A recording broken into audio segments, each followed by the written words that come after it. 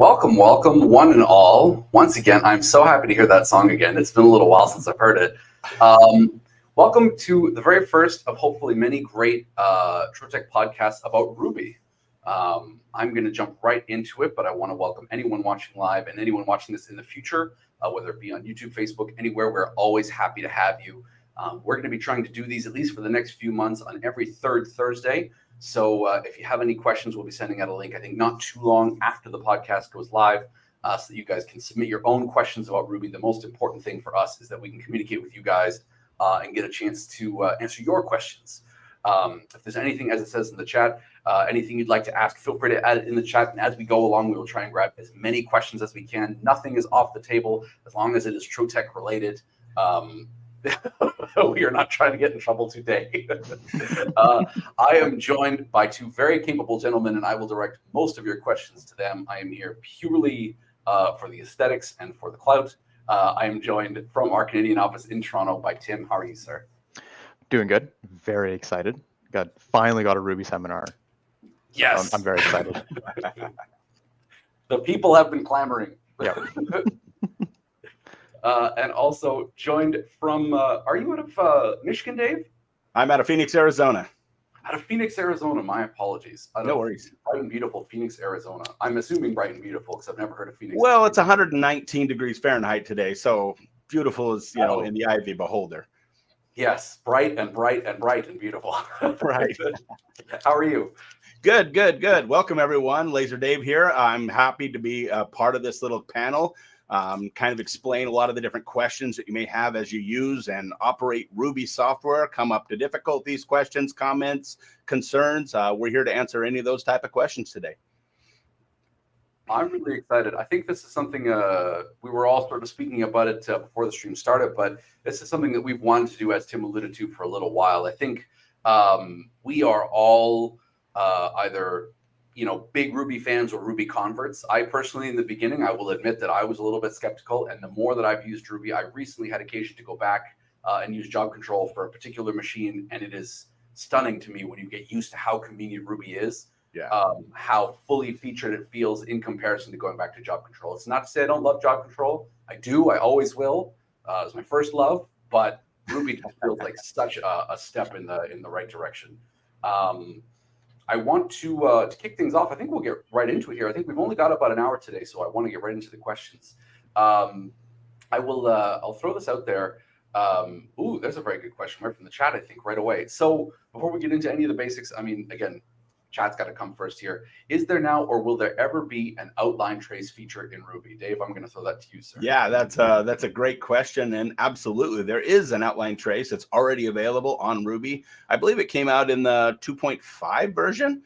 And it basically gives you the outline trace. If you watch my training seminar on our YouTube channel, it'll walk through and show you how that process works. I've also recently posted a video specifically for that that takes children's drawings and crayon drawings and then literally traces them right in Ruby and then outlines it. And here, if we can actually showcase how this process works, it's literally a little trace tool. It looks like a little pencil sitting on the top of a mountain here. You want to show where it's at there? There it is right there. Yeah, the outline trace, it works well. You can, when you click it, you can identify if it's just outside. If it's inside, you can basically adjust it, the smoothness, the smooth level, and then you can actually trace the graphic. Has to be a vector-based or a non-vector-based graphic. So pick PNG, JPEG, bitmap type graphic for this process to work. And so in this case, it was a pixelated image that was then traced on the outline, creating an outline. And so you can turn your pixelated graphics into a cut path. Have you found that it works particularly well for things, certain things over others? I mean, me personally, I found that for vectorizing logos in Ruby in particular, it can be really, really great. I mean, things that are kind of, graphically simple and kind of, easier for the trace perhaps to yeah, it holds true with any trace of any design software. The better the quality, the pixelated graphic, and the more consistent the color, the better the trace becomes. However, the lower the resolution, lots of fuzzy gradients and stuff like that, it's going to struggle, just like any trace program will have. And so the better your pixelated image is, the better your trace is going to be. Yeah, that's very fair. I wanted to kind of ask a very general question. I don't mean to throw Tim a really hard one right off the very beginning here, but I want to say, if you wanted to define Ruby kind of generally, sort of, how do you explain Ruby? What's the elevator pitch for Ruby, and sort of how does it stand apart from maybe job control in general? Right. Well, job control in the past is using a printer driver to send in a design from our graphic design software into our own dedicated laser cutting software. So in the middle, we have a little printer driver sending everything along to our software. And typically, we'd either run into some issues with this printer driver or there'd be a bit of a slowdown. And job control was a bit limited in how we can control our design file after it's been sent in. So we'd always have to go a bit back and forth between our design software and job control if we wanted to fix, let's say, a line width, or even rotate an item easily, or easily just change the size, the rotation of an item. Ruby has an easier way of implementing this. We're simply going to save off our file as the file type that we're using. So be it CorelDRAW, Adobe Illustrator, PDF, SVG, EPS, DXF, DWG, and I think 2 or 3 more other file types. And once we upload it into Ruby, that file then goes through our own processing and becomes a laser cutting file. So there's no need for a printer driver anymore. We're simply importing our design files in. So this already gets rid of a big player that caused a lot of issues within job control. And then once it's in Ruby, since the file's been dissected by our software, we can now take control and make little tweaks, little edits to our design file. So we can make scale changes. We can rotate our design. We could add line widths. We could remove the filling and stroke of an object and invert them. So we could actually make the filling become the stroke. And like we saw before, we could add outline traces to our items now. We could import photos, and the photos are automatically created into grayscale vectors. So they're already optimized for photo engraving. I could go on forever, but essentially we've made it in such a way so that once you've uploaded your file into Ruby, there's no need to worry about where is this file in my computer directory? Is it being communicated correctly? Is the machine going to see it correctly? Ruby will show you the file as it's going to be engraved and cut. Absolutely. So I think you touched on something that's really important too. I think this is something you and I talked about the other day, Dave, and I just want to touch on this really quickly. You were talking about how the trace feature compares to tracing in other software. Tim, you were talking about the ways that it stands apart from job control, or taking an Illustrator file, a PSD file, whatever it might be. Does Ruby replace your graphic design software? Are we asking that our customers use Ruby in place of Corel or Illustrator or Photoshop? No, absolutely not. I mean, that is the one thing. I mean, Ruby is a powerful tool. As Tim mentioned, it has so many tools. And in my opinion, it's 1,000 times better than any other method, including job control. Job control had its benefits, but Ruby it's light years ahead in its control factor. But it is not an advanced graphic design software. And because of this, you still want to use those advanced tools that have been developed over decades to design your graphics. And so making those minutia filter changes and using different layers and transparencies and all the different tools that are available in these high-level graphic design software, such as CorelDRAW, Adobe Illustrator, CAD programs, are still relevant. This is why Ruby supports all those design software formats, DXF, CorelDRAW format, AI formats, and then you can drag them directly into Ruby once those files are complete. And so by no means does it replace it. It can run files from scratch, but very basic in its capability. It's not going to give you the ability to do a lot of really advanced graphic capabilities. And so this is why Ruby works in tandem with your advanced graphic software if you're an advanced operator. However, if you're not, you can design right from Ruby and start from scratch, but it's just going to give you pretty basic capabilities compared to those advanced softwares.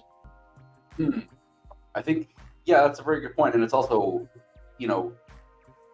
I think as we've sort of alluded to here, Ruby will always be about optimizing what you already have as opposed to being necessarily a creation tool. So I think I really liked how Tim put it, where he was talking about how you can make some of those edits and changes specifically to optimize something for laser, be it changing, the thickness of a line, be it fixing a typo, whatever it might be.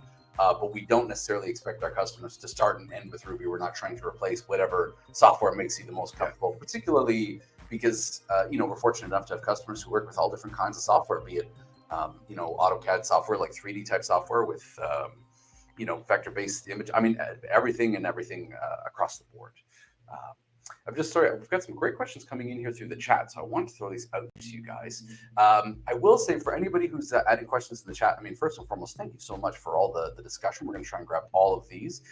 For anything that concerns a potential bug or something that we do not necessarily know the answer to, what I'll say is we'll take that away. Anything that we don't know the answer to or we can't help you with right here, we're going to take that and bring it to our team in Austria, the kind of QA HQ team, and we will try and bring it back to you at the next session next month. So if there's anything that we can try and find, what is the answer to this question that we don't know right away, we're going to try and bring that to you. And we have Lev and Corey here in the back end who popped up this really helpful roadmap for us. This gives you an idea of the features that are coming to Ruby either this year, next year, and in the coming years. So not only am I excited to see the feedback that you guys are sharing, but I hope you'll share it with us right in Ruby too. I mean, the best way that we can know what it is that you want to see coming to Ruby is by you giving us that feedback right in the software. There's a dedicated button, a dedicated function just to do that. And I hope you'll continue to send us, what you want to see, because that helps us to know what we should prioritize and what we should add to the software next. I know especially there are certain things that we see a lot of, and I'm always excited to see that feedback coming in. So, but let's grab some of these great questions from the chat. I'm going to scroll over here and grab a few of them. Timothy, thank you so much. The API is coming up next year, 100%. That's one of those ones that is very, very popular. I will say, I can't lie about that. Multi-line text is another one. If I didn't mention that, Mr. Clark from our Toronto office would have my head. We've got a great question here from Wooten Designs about doing an outline trace feature. I want to throw this over to you, Dave. If somebody is looking to do an outline trace, but they don't have access to a camera, so they're looking to try and optimize using Ruby to, place their artwork somewhere on their item that they're engraving, is there anything in Ruby that they can do or a best practice that maybe they can follow? Well, you of course with the red dot pointer is the easiest way if you don't have an overhead camera. Those are the two best methods to actually place a graphic onto the screen. If you have the overhead camera system, it's ideal. You can also copy and paste it into your graphic software, scale it to match your page size, and you can position your graphics and design them in there and then bring them in, match the orientation that way. Red dot pointer has always been the easiest. You position it with the pointer, and then you can snap your graphic to that pointer in any of the 9 specific snap points: top, center, along the middle, center, bottom, and then position your graphic that way. And of course, the newest overhead camera is ideal for positioning graphics, giving you the visual live feedback to the laser system for positioning your graphics onto the material part. Totally. One of the reasons I really wanted to bring that up as well. So just to clear up any speculation, I had a customer ask me about this week. The camera is designed, unless I'm mistaken, to work with the new run on Ruby machines. Is that right? So it's sort of built to work specifically with the 360 and 400 that are run on Ruby. Tim, would you be able to tell me kind of what a run on Ruby machine is, like how it's separate from a typical Speedy machine? If you have a Speedy now, why I might consider a run on Ruby, or why I could be excited about run on Ruby kind of thing? Right. So the way that our newer machines work with our Ruby software, there are 2 important aspects to remember about how we communicate our files to the machine. So each customer has a computer that is physically connected to the machine. Even a run on Ruby machine has a computer attached to it. A standard machine like a Speedy 100 and a Speedy 300, they use a physical cable connection between their computer and their machine to send over designs and communicate with the machine. With a Speedy 100 and 300 machine style, you could also connect remotely to the PC connected to the Speedy 100 and 300. This is in principle how the run on Ruby machine works as well. You have an internal PC inside of the machine connected physically to all the boards that are running the machine. You are simply remotely connecting to that internal PC. So instead of having a hardwired connection, you could be anywhere within the network of the building that your machine's plugged into, and you could send jobs to that machine via the remote connection. Now with Speedy 100 and 300, you have, of course, the option of using the computer directly attached to the machine, but as an additional option, you could also connect remotely to that computer, send files to that computer, and then go to the machine using its main computer, send jobs through.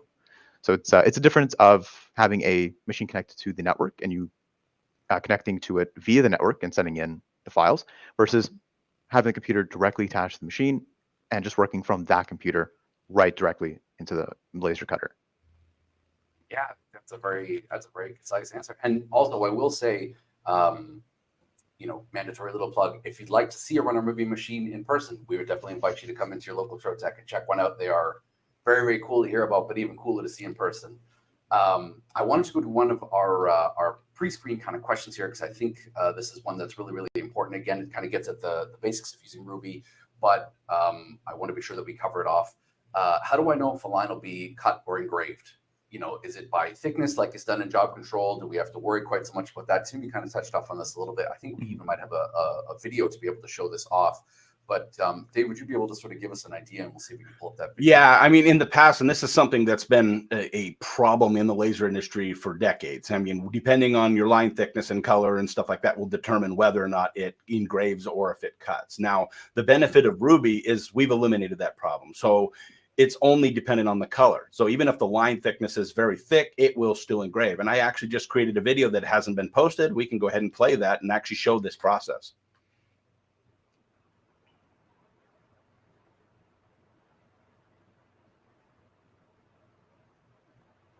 If you have the video. Let's see if we can pull it up here. We'll tell you what, even if we don't, we can always come back to it, because Not finding it. Any good questions in the chat? No worries. I mean, I can explain it more. And so in essence, even if you have a half a point line width and you go to actually, if it is the color red, the Ruby software is nice because it'll actually see, no matter what that line thickness is, it will see that laser line as a cut path. And so if you have a thick black line and a thick red line, the laser will see the thick black line and engrave that thick black line. And so just as you see it on the screen, it'll engrave it. But then it'll see that thick red line. And because it is red and that red color is identified as a cut path, it will still cut that line. And so you don't actually get that thick look. And it eliminates the issue, say it's using job control and other brands out there, where you literally have to have a specific line thickness for the laser to identify it as a cut path. I think we've got the video here too, so we can kind of cover that off, but I thought you explained it really well. This was something too that I think was always frustrating for me. And I want to, when I first began at Trotec, it was not only the fact that you had to have specifically lines of a particular thickness in order for the laser to understand them, but it was also that it varied from software to software. So if you were using Corel, you had to know that it had to be a hairline. If you were using Illustrator, you had to know that it was a particular thickness of stroke. Certain thickness, correct. Ruby, it really, really frees you up to sort of just select. This eliminates all those issues completely. Exactly. Okay, so let's see this video, please. Software. A line thickness can vary, but depending on the color will determine the laser's final reaction. I have some squares and circles with thick and thin lines in this example. As you can see, the thin black and red lines are 0.1 inches, and the thick black and red lines are 0.15 inches. The only difference is the color. When different thicknesses of lines are sent to the prepare screen by selecting Create a Job, you may notice that the thick red lines will show thin again when sent to the prepare screen. This is because the color red is seen as a cut path in the material's parameter, meaning no matter what the line thickness is set for, the laser will see this color as a cut path, showing it as a thin line in the prepare screen. When this kind of file is sent to the laser to process, the black lines will engrave just like the original design.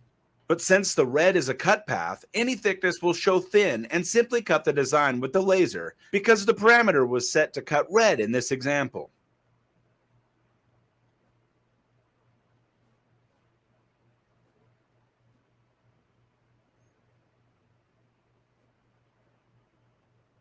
I'd just like to point out too that not only was that informative, but also you got really nice results on that wood. That looked really good. Well, I kind of know what I'm doing. Yes, this is true. If anybody hasn't watched, you mentioned it quickly before, Dave, but if anybody hasn't watched Dave's recent video on Ruby, you can find it on the Trotec USA channel. You can find it on our Canadian channel. I absolutely beg of you, take the time. It is worth your time to watch it. It is absolutely, the most informative video as far as I'm concerned on our YouTube channels right now about Ruby. Yes, thank you so much to Lev in the background here showing this off.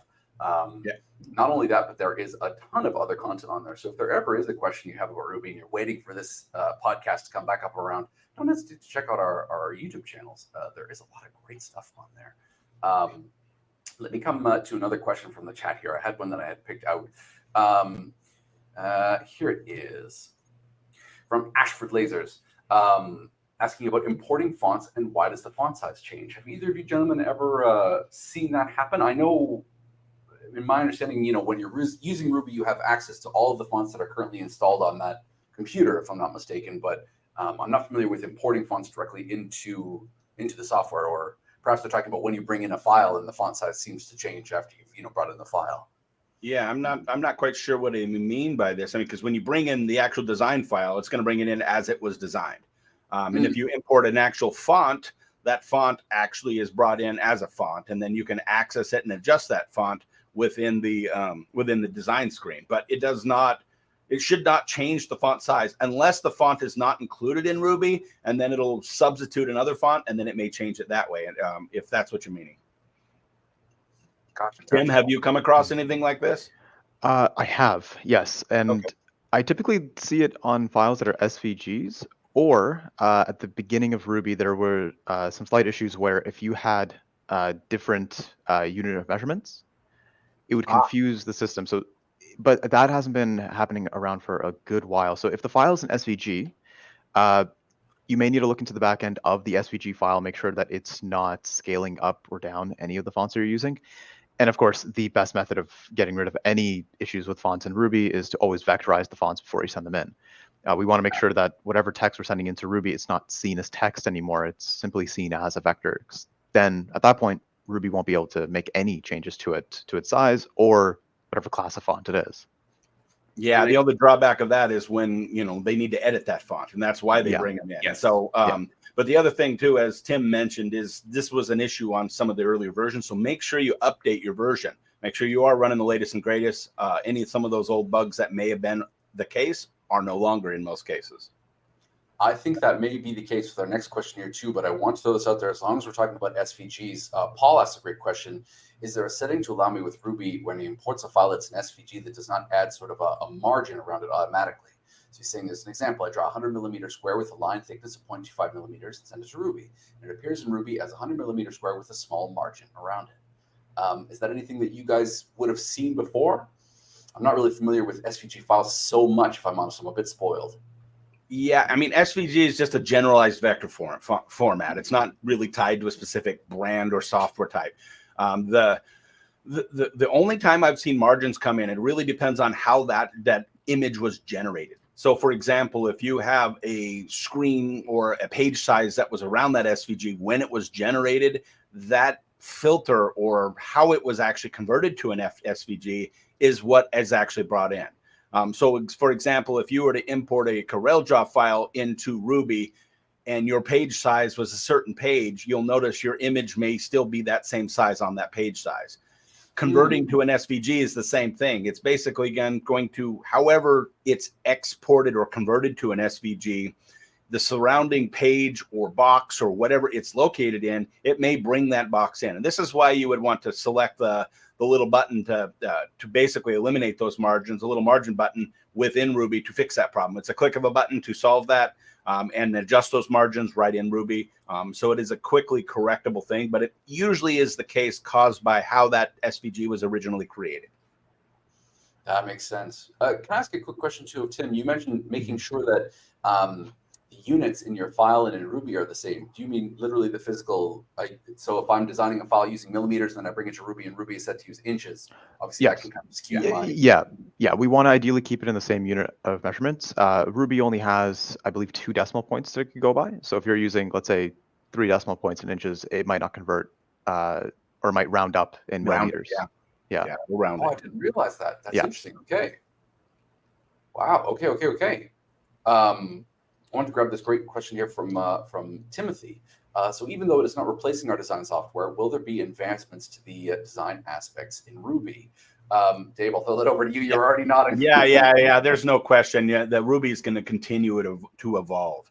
And as we showed, as Don showed earlier, we kind of have an outline of what's coming in Ruby. And so there will be more and more features. I mean, like, for example, the trace feature didn't exist recently. The array feature wasn't there originally. These features are continuously coming. More and more tools will be added, making it more and more powerful. And eventually it may very well be to where you can, instead of doing basic type designing, you'll be able to do mid-level type designing. And eventually, who knows? I mean, as time goes by with any type of software like this, it's going to become more and more powerful to the point where it may not be necessary to go back and forth to those more advanced softwares to even create designs from scratch. And so, yeah, that is something that is a goal, to make Ruby a complete standalone over time, and build in more and more of these features to make it more convenient and user friendly for you folks out there using it. Yeah, I think that's a really great summation. I wanted to just have a quick aside here to say hello to everybody who's watching once again. Thank you guys so much for joining us. Please keep submitting your questions. I'm just going to keep grabbing them here out of the chat.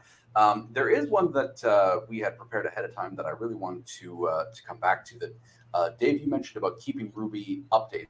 So, yes. Make sure you're always using the latest and greatest to make sure any of those ancient bugs hopefully might have been squashed already. How often is Ruby updated? Is it a quarterly thing? Is it a yearly thing? Is it something that we can look forward to sporadically? How often do you expect to see those updates come through? Currently, it's updated 4 times a year, typically quarterly on the about once every 3 months, I would say, is about where it comes out. And so new features are going to come out. There's also a little like notes that indicate the new features in there. And if you go to rubyhelp.com, it's going to typically give you release notes that kind of show you all the new capabilities. Shortly after, I will typically produce a video or some type of content that showcases the new features. So yeah, if you keep up to date, your Ruby software will automatically tell you there's an update. You don't have to search for it. You don't have to click a button to determine if there's a new update. It's going to prompt you on your screen of your computer or on your screen of your Run on Ruby machine to say, hey, there's a new update. Click here. Takes a couple minutes, automatically does everything for you in the background, and then says, hey, you're running the new version. So it's that simple. So it makes it completely mindless. If you've got a couple minutes, make sure you always click that button. This way you'll keep up with the latest and greatest. Totally. You can see, I'm sure Tim does the same thing in Ontario, but anytime that there's a new Ruby update, you can catch me in the start of my day just walking around to every single computer inside of our showroom, just walking from one to the next, to the next, to the next, just update. Yeah. Another quick question here. I just actually, let me just quickly stop on this. So Ashford Lasers mentions that they have Ruby on there. They mentioned the Q400, but I think they may even be referring either the Q400 or the R400 also now recently has Ruby updated. I wanted to say we have the roadmap up here on the screen, so that's why I wanted to touch on this. Ruby will be coming to our other machines as well. There isn't necessarily a set date for that, but if you have a speed marker or one of our large format machines, you can start to get excited about Ruby coming to your machine sometime, in 2023, 2024. We're all really excited to see it happen. So, it's something that you can definitely look forward to in the kind of coming months, years, things. A question here I'll throw over to you, Tim. Question from Candace. Tried to bring in 2 different graphic files into Ruby when using the overhead camera. It was not successful. Ruby kept wanting to exit the file and save before the new one could be brought in. So I assume we're talking about just direct import into Ruby. Yeah. Please, yeah. So whenever you are on the design page, you can only work with one design at a time. So once we head over to the prepare page, which is the page where we can actually position our designs, we're able to position multiple designs on the prepare page, actually. That is a page you're going to be working on to bring in more than one design at a time. It won't ask you to save before you bring it in. You're simply going to, let's actually get Ruby open on my screen here. Oh, where's the mouse? There we go. So once we are in and on the design page, this is currently right now one design that I have created. It's just the Trotec logo placed as is. You heard it. Tim officially created the Trotec logo. This is yes, I have. Breaking news. Just going to make this a bit smaller. Sorry, I'm just going to change the size of this because I realized it's a bit too big for my bed. We're going to fit to design, create our job here. So right now on my laser bed, this is one design. So if we head over to the right-hand side, we can see where we have this information listed as working area.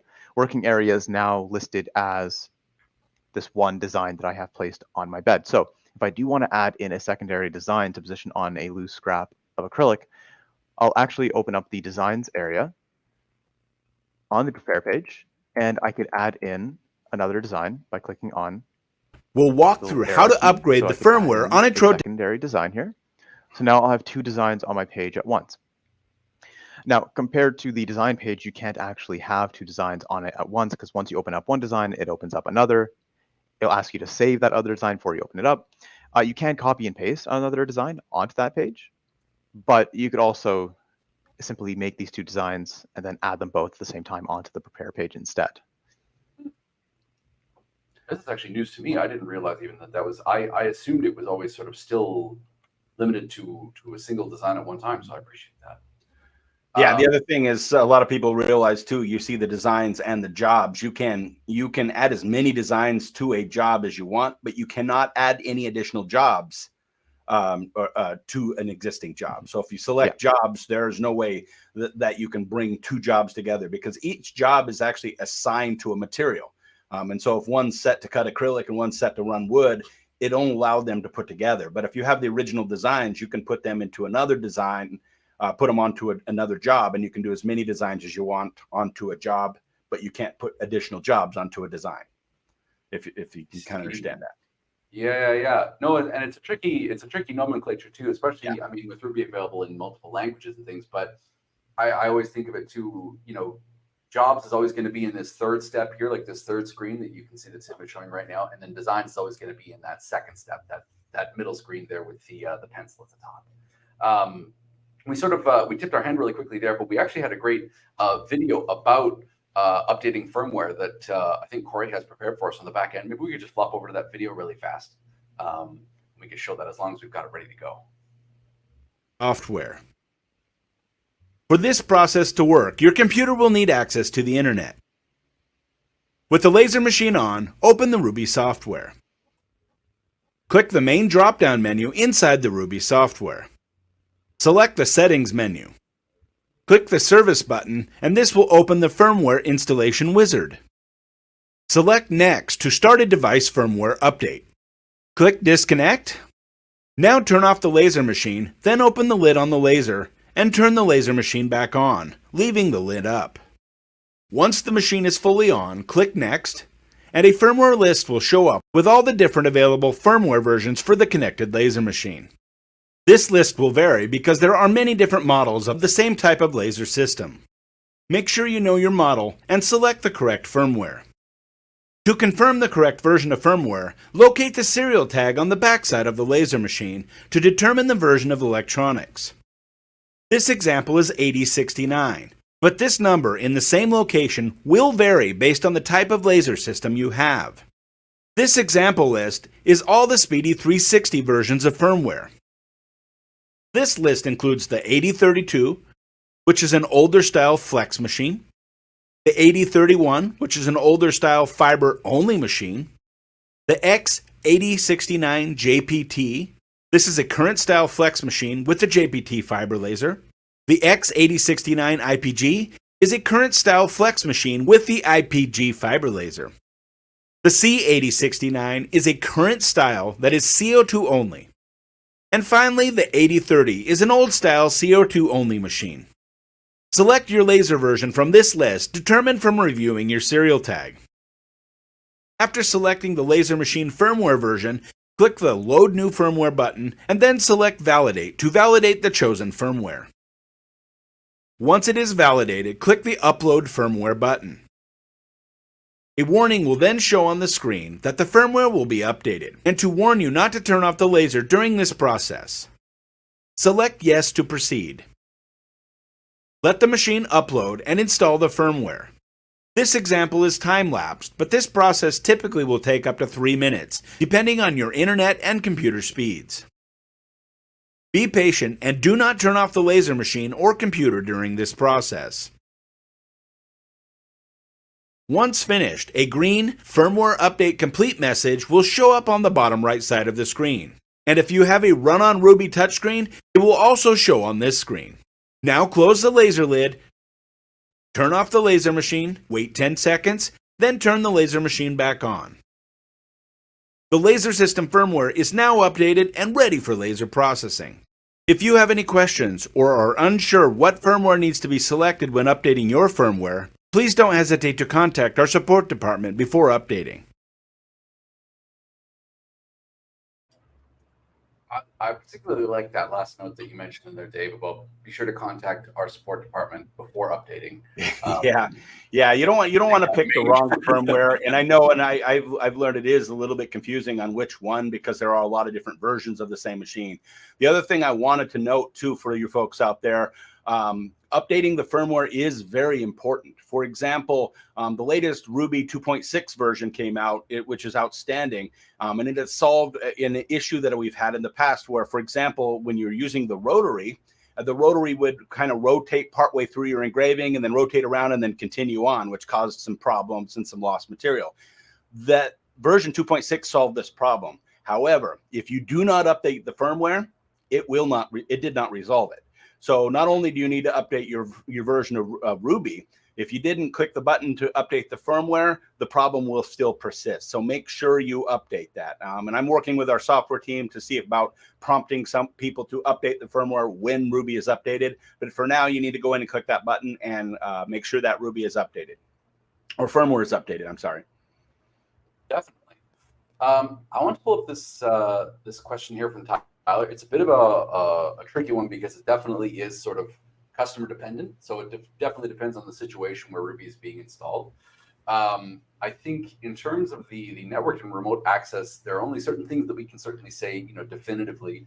One of them being that, unless I'm mistaken, and I'll ask this of Tim, but unless I'm mistaken, obviously, following installation of the software, Ruby can be run offline should you so choose. It can be run using a local host on your local computer, basically. That is correct. So once you, I'll be honest with you. no, that's very fair. So for Speedy 100 and 300, once you download Ruby, you don't need to hop online to be able to use it. Again, the only times you need to be online is to either download an update or to perform a firmware update on the machine. But aside from that, you don't actually need an internet connection to run Ruby. It is a local host connection. So you are communicating via cable to the machine directly. Our software simply opens up in Microsoft Edge or Google Chrome. It doesn't mean that it does need a network connection to work or operate the machine. With the run on Ruby machines, it is a bit different since the machines are directly connected to the network infrastructure of the customer, whether they have a company or their own private home. This is the reason why we need to be within the same network of our machine to be able to use it remotely.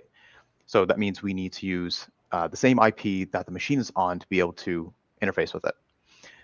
Once the machine is connected into the network, we do have specific, not to get too deep into the IT framework, but again, we share the same. It shares DNS and subnetwork frameworks to communicate with the machine.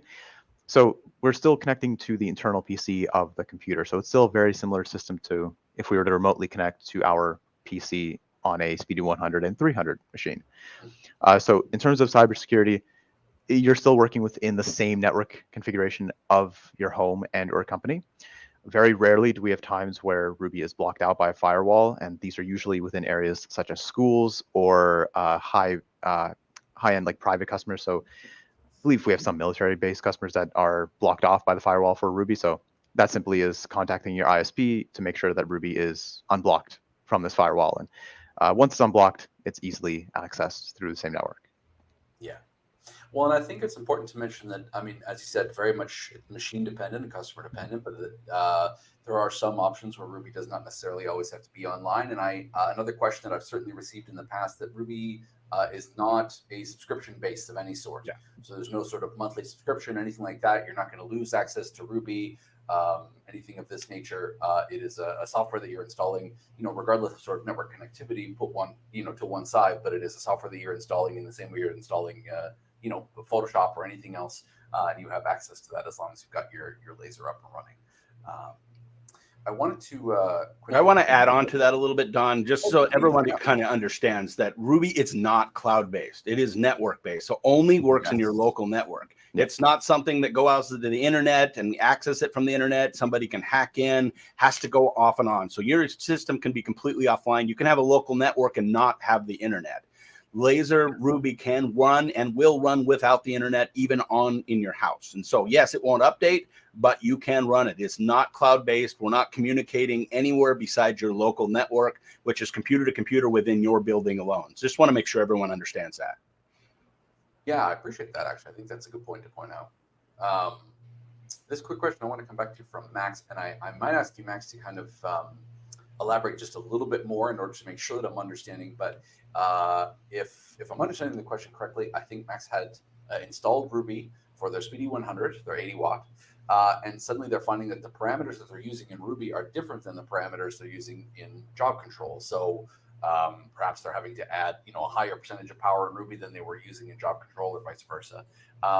Dave, would you have any thoughts on why? Yeah, I mean, the speed parameters should be the same. I mean, the only thing I can think is the materials database may be a little bit different. And just note that your old database that you have in job control, you can import all those parameters into your Ruby software. So say, for example, for years, you've kind of developed, massaged, manipulated your settings and parameters so that they meet your liking perfectly. And then you install Ruby, and then you're kind of back to the presets that may or may not be exactly how you like your material to work with. Make sure you operate. And I have a video on our YouTube channel that walks you through how to install basically a custom parameter or parameters to your Ruby software. It's a very simple process, click of a button, and then you can literally upload all your job control versions directly into Ruby. So any of those parameters that you've modified, massaged, manipulated, changed over the years can be brought in.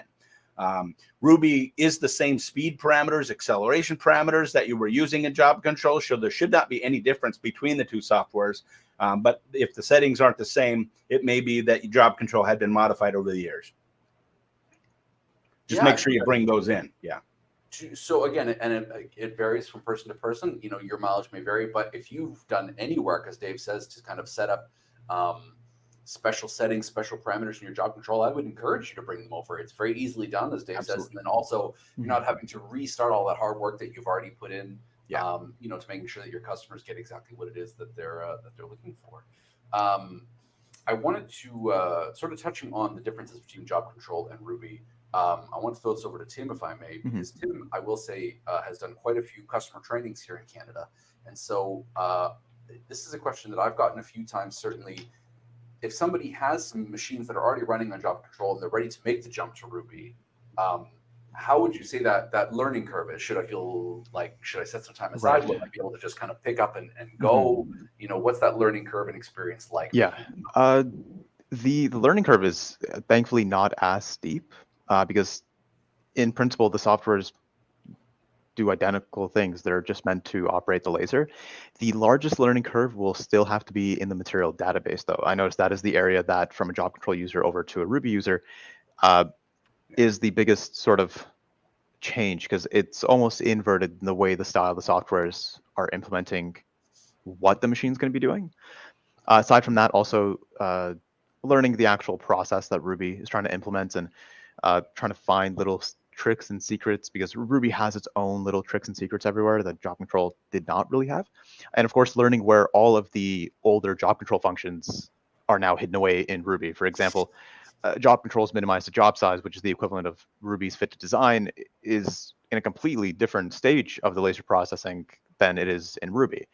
The rotary mode is also in a completely and different way of starting it. Even the vision cameras, they're all in very different areas. And over time, of course, because there's still going to be some sort of UI adjustment to Ruby as more features are added, but just to ease up use for users. But these little things are hidden away everywhere, and having either a trainer like me or someone else, whoever is running trainings in the country you're in, having them point out where those differences are is very, very helpful. So the learning curve, thankfully, not too steep.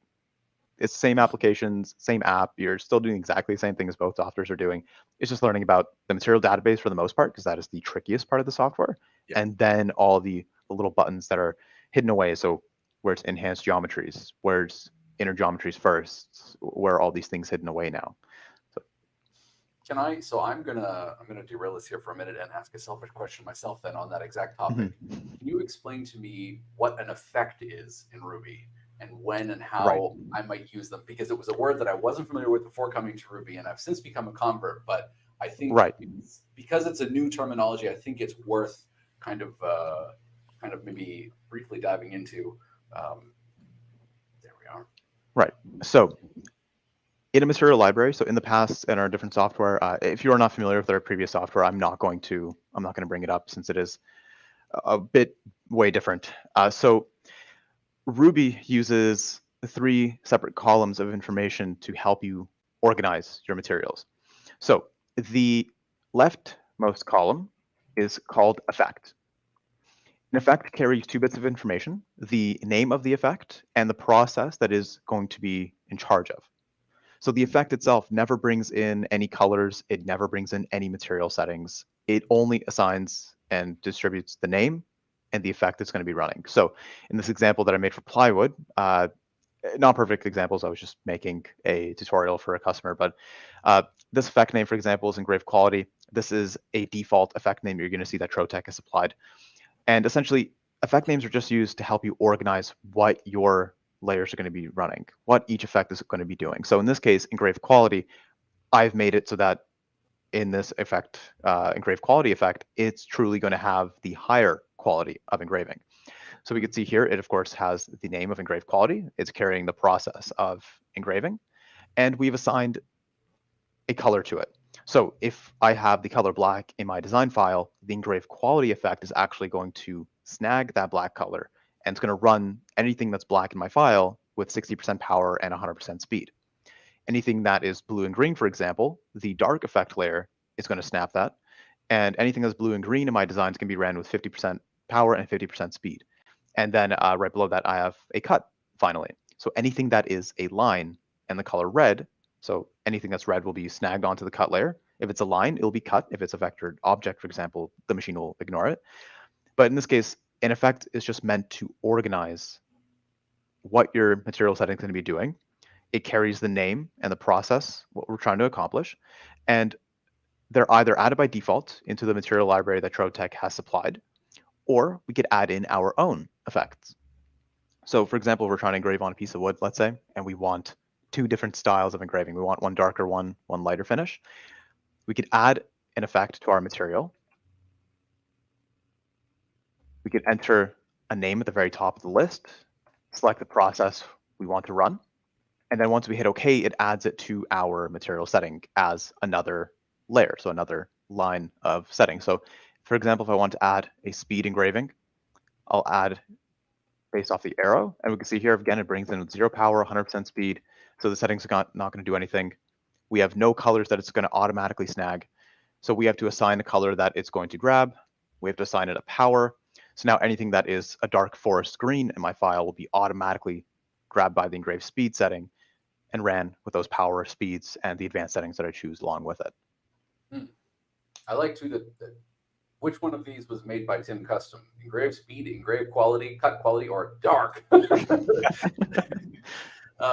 One thing I do want to add about this is you need to this is a very confusing thing because the effect is nothing but a title, and it's a title you assign for an operation. So if you assign deep engraving, if it's not deep engraving, it's literally just the name that is there. You can change it to anything you want. So if you want to make an effect kiss cutting, so you're cutting through a sticker material and not all the way through, and you assign it, you would change the effect and add the word kiss cut and then assign that color to kiss cut. This actual effect does nothing for you.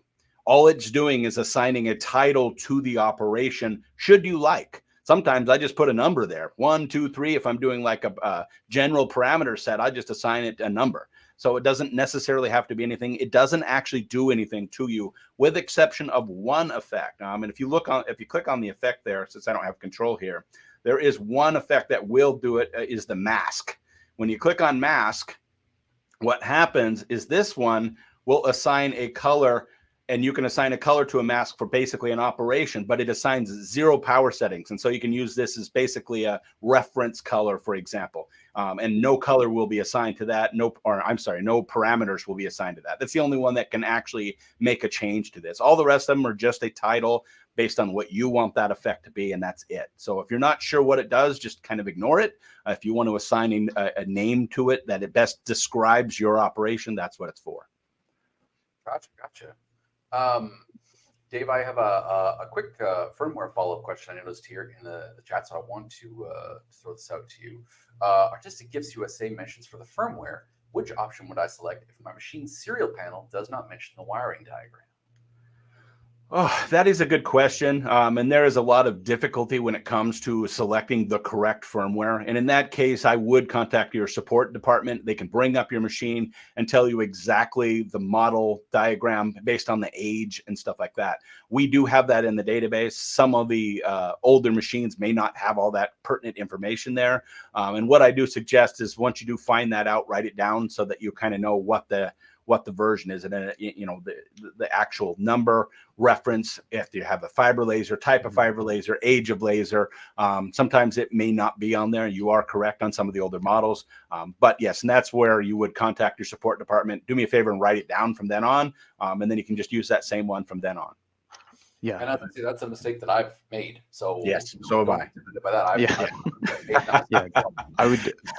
I would always recommend reaching out to tech support. Mostly because there are a lot of similar firmwares that have very similar names, and the only difference would just be one motor, and that's not listed on the wiring diagrams. So you may have the correct firmware, but you may not be using the right firmware for the X motor that is sitting in your machine. So make sure to always reach out. We're always here to help. We'll of course ask confirming questions to make sure that the right firmware is being uploaded to your machine. We're not going to give you the wrong one. Do not worry. Yeah, and you do not want to put the wrong one in because I couldn't tell you what it may cause. So you make certain it is correct before moving forward. Yeah, not to scare anyone. The machine just won't work. Yeah, it just won't. It won't reference. It's not going to implode. Yeah, do not worry. On a slightly lighter note, this is one where I do not know, so I'm hoping you guys can help me here. Paul asks, is there a way to change the remote access folder name from the user account email address to another, perhaps more meaningful names such as Speedy100 remote access folder? So it's not, again, I'm spoiled in as much as I have several lasers here in the showroom that I can use, so I don't have to do as much remote access. Do you guys know of any plans or any ability to change any of the kind of custom folder names, or is it maybe necessary that Ruby's referencing back to them so they have a particular nomenclature? Or I've never come across this, and the run on Ruby machines you can't do that at all. But the plugged-in machines you can use the remote folder, and what they mean by that is you'd be able to literally just drag or save files into a folder. When you go into Ruby, they just show up. But as for changing the name and reference, I've never tried that. Tim, have you come across any need or tried changing the name to do that? I don't think I have. I'm actually not entirely sure what they are trying to address. So besides changing the name of the folder, so maybe it's easier to reference. Try going in and actually locating that folder and changing the name. I can't see why changing the name would change the links and where it's actually located. It should still work by changing the name. But don't quote me on that. Give that a try because I have not tried it. Just scroll through more great questions here. I want to shout out really quickly Johnny from our UK branch. Also, thank you for grabbing some of the questions in the chat. Very, very much appreciated. We had a message here from Tyler thanking you, Tim, for the answer on the network security and just mentioning God bless you for not calling us AAS. 100% couldn't agree more. Yeah. A question here from Ashford Lasers 2, just coming right back around to this. Asking about the potential for a 3D layer element for creating layers. So, for example, creating foam inserts for toolboxes or for presentation boxes. Dave, I'm going to throw this over to you. I mean, obviously, we can't say for sure whether or not a 3D layer element, let's say, is going to get added to Ruby. But if this were a job that you were going to approach in Ruby, how much you go about it if it was, like a 3D item or a... Yeah. I mean, I see what they're saying. I mean, typically, like when you're doing toolbox foam, for example, you would typically have more than one layer. And that can be identified by, in a design software, you could identify by a layer and you can literally shut those layers off, work on it. And this way, each one of the layers kind of line up with each other and you can make sure they line up together. Ruby kind of sort of does that. And you could do that by color. So if they were all on top of each other and each layer was a separate color, Ruby automatically identifies each color as a separate layer. And you'll notice on the right side of Ruby, it identifies each color as a separate layer. And you can shut them off, you can delete them. And then you can, you could, of course, when you bring it into your main prepare screen, you can identify that you want to run one layer, then shut the other layer off, and then run the next one and the next one, even though they may be overlapping each other. And so what I would suggest is when you design your graphic, overlapping in your design software, even though they may be all the same color, when you send that file or save that file to Ruby, make sure they're 3 different separate colors. And all 3 colors can be assigned to the same power parameter. But the difference is each color can then be shut off and then run separately on top of each other as you place the different foam in, so that you don't have to worry about alignment or positioning. They can all be put in the machine. So it kind of works in that way, but not the same way, say, a layer feature would work in a design software. 100%. I think that's a great answer. We're getting close to the hour here, so I'm going to try and speed run some of these questions. Tim, sir, question from another Tim, actually. For Timothy, do the Ruby colors have specific RGB values? And to add to this really quickly, not asking for myself at all, but I know that in job control, I could hover over the color and get me the RGB value. Where might I find these RGB values in Ruby if I were somebody who didn't know where to find them? Right. Well, unfortunately, there are no. Asking for a friend. Yeah, we can't simply find the RGB values in Ruby. If you do need these specific values, we do have them. So if you do, I have a photo of all the RGB values that we use.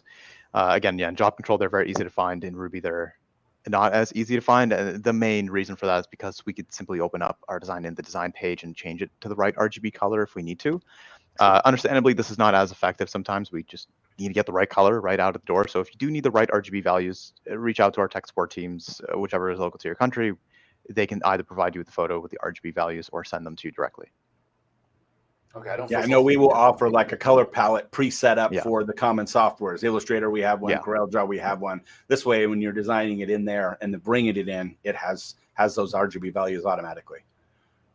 Yeah. Also, I mean, if you're ever unsure, you know for sure automatically you have 4 without having to question it all, because you have full red, full green, full blue, and then black with 0 across them all. So you don't have to worry about any of the color. Yeah, standard RGB values will always work. So RGB red would be 25500 RGB, which is the R stands for red. 255 would be black, because it's 00 or. I may be wrong on there, but yeah, each one of them, you can just use the standard RGB values and you'll get 6 or 7 colors that will work as long as they match ours. Yep, 100%. Quick question for you, Dave. Candace asks if you can run Ruby without the laser being turned on, adding new material settings or doing some design work in the design process. Yeah. I mean, you can operate Ruby. It depends on which type of laser it is. The run on Ruby machines, if the machine is turned off, screen's off, believe it or not, it's still running in the background. So you can still access it. You can still run it. You can still have access to that. Now, if you have a non-run on a Ruby machine and that computer is completely shut off, then no. And then you're running from a remote PC somewhere, you will not have access to that Ruby. So if you have a run-on Ruby laser machine and it is in the machine and it's completely turned off, any computer in that network can still access Ruby. Now, any computer on a network will still need to have that original computer turned on if it's a non-run-on Ruby. So, for example, you have the computer plugged into the machine and you're running from your MacBook Pro down up in your office. That original computer will need to be at least on in order for you to access it. Yep. What I have also found, if you actually even if you have a run a Ruby machine, if you download Ruby and connect your machine to it, you can still open up the application as you would, because then your computer would sort of become the host connection. The only reason the only thing is with a run on Ruby machine, if you have Ruby directly installed on your computer, you can't connect to the machine with that version of Ruby. You still have to use the remote access version of Ruby. Quick question for you, Tim, from Wood Designs. How is the materials list sorted? And is it possible to sort in alphabetical order, or potentially even just, is there a way to do like a custom sort for the materials list? Unfortunately not. No, it is. It is sorted by how the materials are made. So whichever one's made, it just adds to the top of that list. Now they do get reorganized if you were to export the materials and re-import them back in. However, this seems to be at random. It does not seem to be alphabetical at all. Now, the nice thing is they are searchable, and you can identify specific ones as your favorite. So those will show at the top, and the top 3 most commonly used will also show at the top, making it more useful. That was a feature I added because of that same problem, having to search for it every single time you went in. But yeah, there's no specific order, as Tim said. But great question, and it's something I think we maybe want to propose. Definitely. I will say there are certain like quality of life updates to Ruby. I will say that I think sometimes take a backseat to some of the stuff that is more production based. But definitely never hesitate if there's a quality of life thing you see, like an alphabetical sorting. Never hesitate to send that to us and let us know that that's something you'd like to see. Because I guarantee you, if it's something that you would like to have, probably somebody at Trotec, like the 3 of us, would like to see it as well. Absolutely. Hey, Don, can you show them where to do that?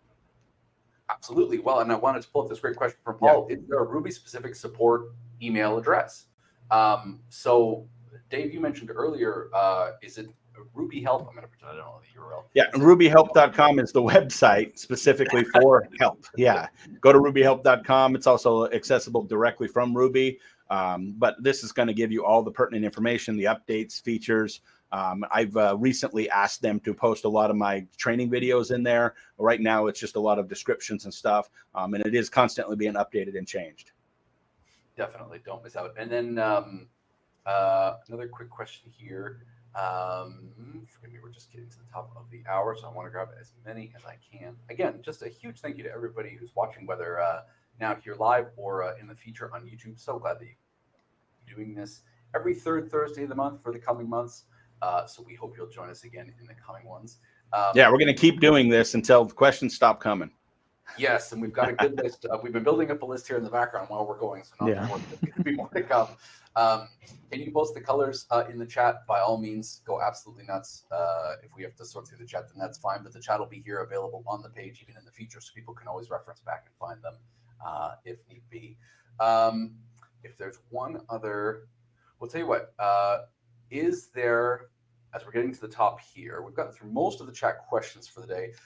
Dave, I'll go to you first. Is there a particular question that we didn't get to answer yet that you get quite a bit of, or you would like to see answered? Tim, I'll let you think about it for a minute. I'll throw out mine first if you like. Yeah. You guys can answer me if you don't mind. It's one that I've heard a lot about recently. We touched on it very, very briefly. It's the rotary. How do I keep the rotary from rotating partway around through the rotary engraving process? I know it's a bug that we had previously. It's something that we had some customer feedback on, and has been a high priority for us to look at fixing. Tim or Dave, I don't know which one of you would feel more comfortable in answering. Maybe I'll throw it to Tim really quick first. Well, and I answered that earlier with the firmware update. That problem has been completely resolved. But the drawback is, even if you update your version to the 2.6, which is the version that solved that issue, if you don't upgrade your firmware, the problem will still persist. I ran into that, and I kept saying, it's still doing it. And they're like, okay, did you update your firmware? Once I updated the firmware, the problem went away. We now have continuous rotation. So what that means is it will rotate. It will not kind of stop partway through, rotate around, and then start engraving again. And if your diameter is not perfect, you're going to then get a little line or an overlap. So that problem was frustrating. It really was. And it was designed a specific way, but they've now changed that. And so that it rotates correctly. It doesn't rotate back around, and it will continue to wrap. And so if you want to do something that's 500 degrees and have it rotate around and around and around, it'll continue to rotate as long as your graphic continues around. So you can go well beyond 360 now. And it works flawlessly from my experience so far. Awesome. I appreciate that. Thank you. Was there a particular, no need to, I don't want to put you on the spot here, Dave, but was there a question at all that you wanted to make sure we covered off that we hadn't had a chance to address just yet? The one that I had quite a few people ask at my last one, and I forgot to actually post a video, was how to use the markers in the actual prepare screen. So many people, I forgot to show that during my last training course. And so I've actually prepared a video on how to use the markers. And so if we could play that, I think that would be helpful for those folks that had that question. Then, because it's not something that's quick and easy to just fire up a machine and show on a camera. So I went ahead and created one. Let me share I've got it here. Forgive me, guys. My bad. You got the video? I do. Press green markers. The laser machine. Bam. Then move the laser head over the product and focus. This tutorial will cover how to use markers in the Ruby Prepare screen. Markers are a convenient tool used for determining multiple exact locations using the red dot pointer inside the laser machine. Place a product in the laser machine, then move the laser head over the product and focus. Noting where the red laser pointer shows under the laser focus head, use the arrow keys on the laser's keyboard to visually move the focus head and the red dot pointer to the desired location. Ensure the file is saved, or the markers will not work. Once the location is determined, select the F8 button on the computer's keyboard. This will apply a visual marker on the Prepare screen. Then move the red pointer to the next location and again select the F8 key for a second marker. Repeat this process as many times as needed to determine any required locations on the field. Markers can also be selected with the computer mouse, turning them red, and at that point they can be deleted by selecting the computer delete button. Once all markers are determined, these markers will act as anchor points, allowing designs and drawings to snap to them. For this example, I will select the box tool, turn on snapping, and draw a box, snapping to the 4 markers I just created. Once done, open or specify the design and size and scale it to fit. Then snap that design into the newly created marker-based location box in this example. Once positioned, select the material, in this example pine wood, then turn off the red cut setting so it will not be cut, as this example box only needs to be used for a location reference in this case. Push the file to the laser, then push start on the laser to process the job. Markers are an extremely accurate way to determine the orientation of a product, and they can even be more accurate than the overhead camera. Markers can be used anytime within the Prepare screen and as many as needed to complete the job accurately. Once the engraving is complete, as you can see, it produces a perfectly accurate engraving utilizing this technique.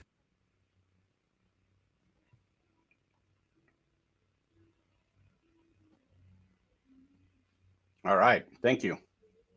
Thank you. I think that's a really good point, and something that, you know, maybe was an underappreciated feature, I think, sometimes, but markers can be a lifesaver. Oh, it is absolutely wonderful because that red dot pointer gives you much more accuracy, especially when you got curvature and variations where the camera can't be as accurate. The marker is going to give you a lot more accuracy and then snappability. And then when you save that file and you go back in there, they'll still be there, especially if you're running a product up against the ruler or something and want that repeatability that way. So definitely a useful tool. 100%. Tim, how about yourself? Again, I don't mean to put you on the spot, but was there a question in particular you thought maybe would be worth covering? Make sure we didn't miss it out. Yeah, I actually just wanted to cover a hidden feature that's not really meant to be used this way. So, I like it. Yeah, so Timothy actually pointed out, he mentioned that hopefully in an update we can group objects within a layer so we can select and move them together. And the really lovely thing is that sometimes our developers don't really tell us what they've implemented into the software. So this comes from just any knowledge of a graphic design software in general. Grouping an object involves selecting the 2 objects and using a separate function just to hold these 2 objects together. Now, the really, really cool thing about Ruby is that we can actually group objects using a tool that was not designed to group objects together. So right here we can see I have 2 separate Trotec logos. They're each independent. And if I select them both, and I actually head up to the Union tool, which is one of our graphic design element tools, if I click on that, it will weld the 2 objects together. So now I can move them both as one object. Now, there's a drawback with this, of course, since it's not intended to be used as a grouping tool. Let's say these 2 Trotec logos were overlapping, it would weld these 2 together and create an overlapped shape. So as long as the 2 objects are not overlapping each other, you can group them by using the Union tool. It's a great hack. It's a great hack. Yeah, I didn't even know that. Great job, Tim. Thank you. Yeah. Believe me, I've spent a year and a half on this software. So it's just looking and trying to find every tiny little thing. Yeah. Actually, with that being said, of course, the snap markers, I know it's not really looked at too often, but every page of Ruby has a keyboard shortcut button. So if you are ever wondering, what does each button on my keyboard do on this page? The keyboard shortcut button is very specific to the page that you're on in Ruby. So each page has different keyboard shortcuts. They're all hidden away in this area. They're never really talked about or mentioned or shown how to use. So they're all available to you, just hidden away in this little question mark icon. Yeah, hit that question mark. Yeah, that's something that originally you had to hit the question mark on the computer screen. And I actually asked them to add that question mark because no one knew that. Yeah. I didn't know that. Dang. That's really cool. I'm going to go do that right now. Listen, again, a huge thank you from the three of us and everybody here at Trotec, for everybody for joining us. Again, I think in the next day or two, we're going to try and add to the description of this video, but then also hopefully in an email that will go out, a link for you guys to submit your own questions if they should come up to you when we're not online or we're not doing the stream. But, again, every third Thursday of the month for at least the next foreseeable few months, we're going to be doing these, and we'd invite you guys to please come on back, join us. They'll always be available on the YouTube channel after the stream. But, if you can join us live, it's always appreciated when you guys can submit your great questions. And a huge thank you again for all the great questions we got this week. We didn't realize we were going to get quite so many. We prepared a whole bunch we didn't even get to yet. So for sure, there's more good stuff to come. But, a huge thank you to both Tim and Dave for coming on and doing this with me. I know you guys are both very, very busy, and I also work here. So it's always appreciated to get together and do this. A huge, huge thank you also to Corey and to Lev on the back end for helping us with the videos, the production, getting everything set up. We really look forward to seeing you guys again next month. I believe it will be on Thursday. I believe it's the 16th. Let me double check. Thursday, the 17th of August. There you go. Mark your calendars, everyone. There you are. Use the marker tool like Dave taught you. Right. Yeah. Use your marker tool to mark your calendars for next month. Ruby software training. And we very much look forward to seeing you guys again then. If not before that, as Tim was saying, reach out to your support department. We're here to help even when we're not online. And we look forward to the next time we can do one of these. Thank you guys so much for joining us. We will see you again next time. All right.